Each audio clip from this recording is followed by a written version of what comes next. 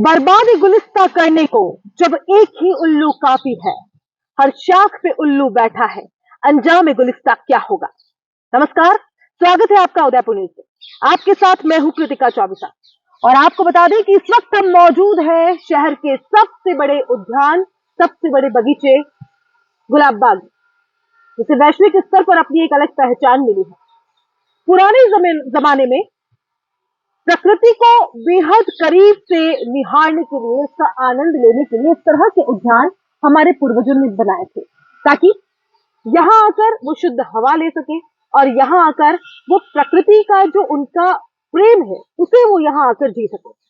आपको बता दूं कि इस वक्त मैं मौजूद हूँ गुलाब बाग की कमल तलाई के पास, जहां आप देख सकते हैं कि यहाँ की सरकार ने इस कमल तलाई के सौंदर्यीकरण को लेकर कई सारे काम किए, लेकिन वो काम कितने सार्थक हुए आज आपको स्क्रीन पर बताती हूँ। कहा गया था कि इस कमल तलाई में इसका सौंदर्यीकरण किया जाएगा, इसे खूबसूरत बनाया जाएगा, कुछ अलग रूप दिया जाएगा और उसके बाद एक और बड़ी बात यहाँ की शहरी सरकार ने कही थी कि इसमें वोटिंग भी करवाई जाएगी, जो शहर वासियों को एक अलग एहसास देगी, क्योंकि गुलाब बाग प्रकृति प्रेमियों की बेहद पसंद रहा है और यहाँ आकर लोग टहलना चाहते हैं, यहाँ आकर प्रकृति को करीब से देखना चाहते हैं। यहाँ बहुत सारे पेड़ हैं, बड़े बड़े वृक्ष यहाँ पर हैं, बहुत सारे फलदार छायादार वृक्ष यहाँ पर हैं और इसीलिए लोग सुबह शाम यहाँ पर टहलने के लिए आते हैं। कर्ता धर्ताओं ने जिस तरह से यहाँ पर इन्वेस्टमेंट किया, जिस तरह से यहाँ पर बहुत सारा काम करवाया गया, लेकिन उसके बाद इस पार्क की जो सुध है वो नहीं ली जा रही है, क्योंकि जब जब भी बात की जाती है कि स्थिति जो है वो गंभीर बनी हुई है, उसके बाद लोगों का कहना होता है, जिनके हाथ में हमने जिम्मेदारी दी है उन लोगों का कहना होता है कि हमने इस पार्क का, कमल तलाई का या किसी भी चीज का जो रख रखाव का जिम्मा है वो कॉन्ट्रैक्ट बेस पर दे दिया है। लेकिन उसके बाद आप देख सकते हैं कि यहाँ पर फाउंटेन लगाने की कोशिश की गई थी और इस कमल तलाई को बहुत खूबसूरत बनाने की कोशिश की गई, लेकिन क्या आपको इस कमल तलाई का हाल उस तरीके से नजर आता है जो कहा गया था? आपको लगता है कि ये शहरवासियों को पसंद आएगा या यहाँ आने वाले पर्यटकों को रिझा पाएगा? वैश्विक स्तर पर इस गार्डन ने अपनी पहचान पाई है, इस गार्डन ने अपना एक अलग नाम, अपना एक अलग पहचान बनाई, लेकिन उसके बाद भी इस तरह की स्थितियों से हम आज उदयपुर न्यूज के इस कार्यक्रम के जरिए जिम्मेदारों को रूबरू करवाना चाहते हैं। जगह जगह पर ये इलेक्ट्रिक जो आप देख सकते हैं कि पूरे ओपन तरीके से हैं और यहाँ पर यदि बच्चे आते हैं या टहलने के लिए लोग आते हैं तो करंट लगने की संभावना भी यहाँ पर है। किसी भी तरह का कोई भी हादसा कभी भी यहाँ हो सकता है।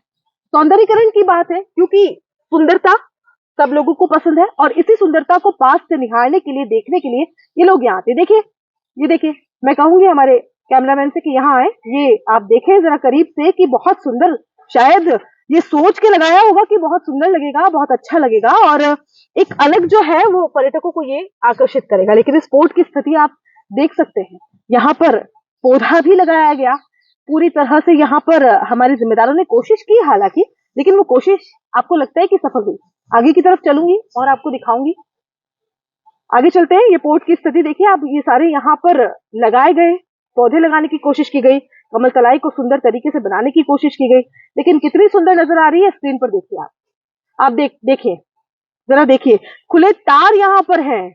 कोई भी अगर टहलने के लिए, मुझे नहीं लगता कि यहाँ पर शहर के लोग भी टहलने के लिए आना पसंद करेंगे, क्योंकि हम बात करते हैं शहर के विकास की, हम बात करते हैं यहाँ पर्यटकों को आकर्षित करने की, तो जब भी आप इंटरनेट पर, गूगल पर खोलेंगे तो गुलाब बाग का नाम जरूर आएगा। और गुलाब बाग यदि इस तरीके से लोगों को दिखता है तो क्या छवि उदयपुर शहर की जाएगी, ये बहुत बड़ा सोचने वाला विषय है। तार पूरी तरीके से खुले हैं, तार यहाँ पर बिखरे पड़े हैं, पैरों में आने की स्थिति यहाँ पर है। साथ ही आपको बता दें कि यहाँ जगह जगह पर साफ सफाई करने के लिए पेड़ पौधे के जो पत्ते गिरते हैं उन पत्तों का ढेर यहाँ पर लगाया जाता है।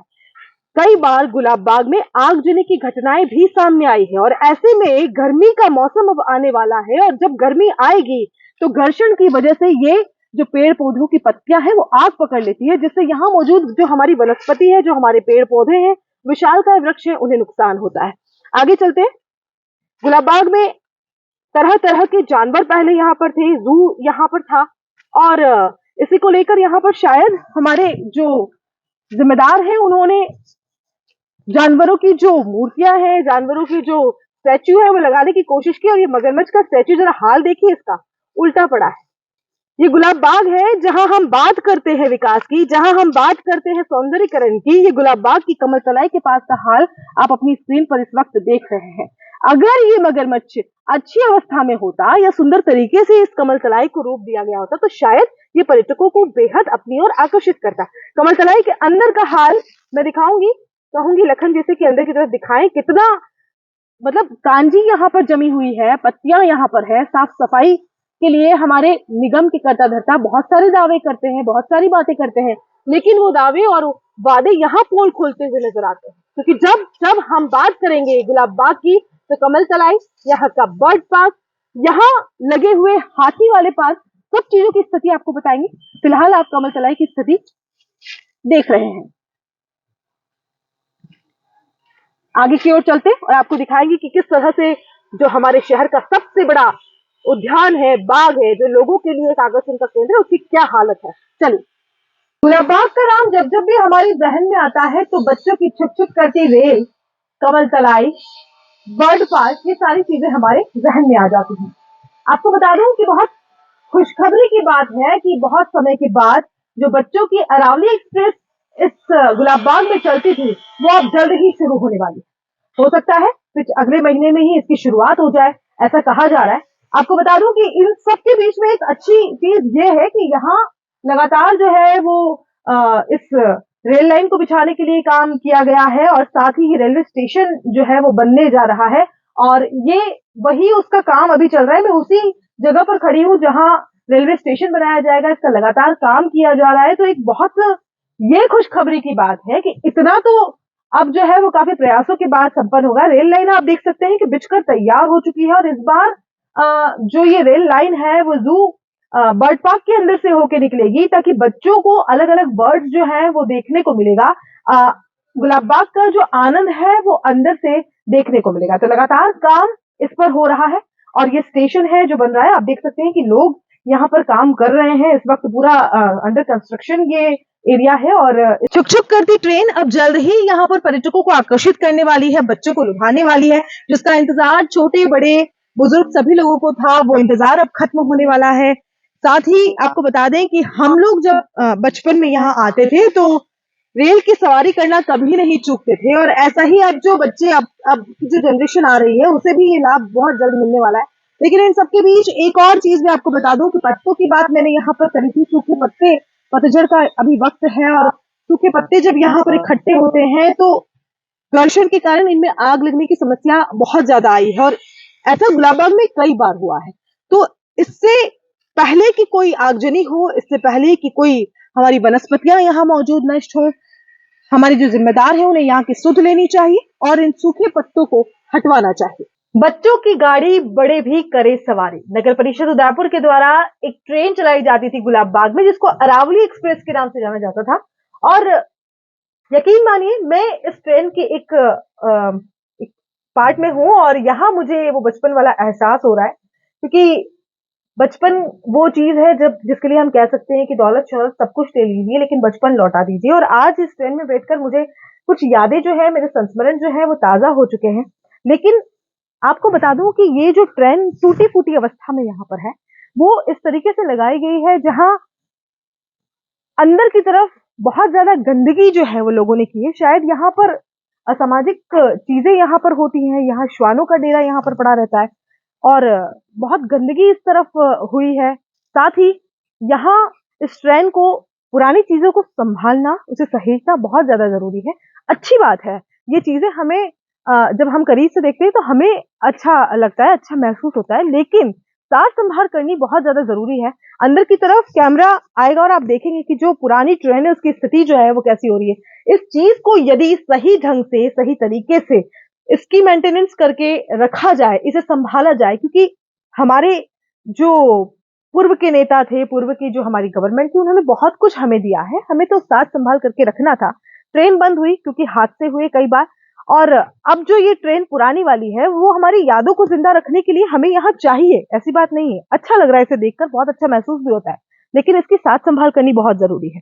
तो हम इस पर भी ध्यान जो है वो आकर्षित करवाना चाहेंगे, कहना चाहेंगे कि इस ट्रेन को अगर आप सही तरीके से बिल्कुल इसका सौंदर्यीकरण करके यहाँ पर अगर सहेज के रखें तो शायद ये पर्यटकों को और भी ज्यादा आकर्षित करेगा और हमारे जो यहाँ के देसी लोग हैं उन्हें उनके जो पुराने संस्मरण हैं उन्हें ताजा करने में मददगार भी साबित हो। गुलाब बाग के बीच में स्थित बर्ड पार्क, जिसे गुलाब बाग में एक अलग पहचान दिलाई है, आपको बता दूं कि उसके बाहर में इस वक्त मौजूद हूं और यहाँ कई सारे स्टेच्यू जो है वो हिरण के और कई जानवरों के यहाँ पर लगाए गए हैं, लेकिन इनकी स्थिति को देखकर ऐसा लगता नहीं है कि ये पर्यटकों को यहाँ पर आकर्षित कर पाएंगे।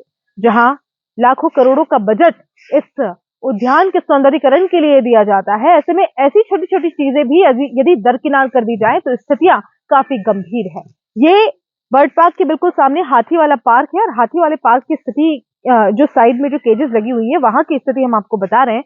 यहाँ पर इस तरह से जो ये जानवरों की ये स्टेचू लगाए गए, उनके रंग रोगन को लेकर शायद बहुत लंबे समय से यहाँ पर कोई एक्शन नहीं लिया गया है और इसी वजह से इस रोड पर हमें नहीं लगता कि ज्यादा पर्यटक यहाँ पर आते होंगे। बर्ड पार्क के बिल्कुल सामने का ये एरिया है, हाथी वाला पार्क है और हाथी वाला पार्क गुलाब बाग के बीच में है, जहाँ सारे ही लोग यहाँ पर टहलना और आना पसंद करते हैं। लेकिन ऐसे में अगर इन चीजों को दरकिनार कर देंगे तो कैसे हम लोग काम कर पाएंगे। देखिए आप ये यहाँ पर स्टेचू लगे हुए हैं, पूरी तरह से ये स्टेचू अब टूट भी चुके हैं, जिनका या तो जीर्णोद्धार किया जाए या इन्हें चेंज किया जाए।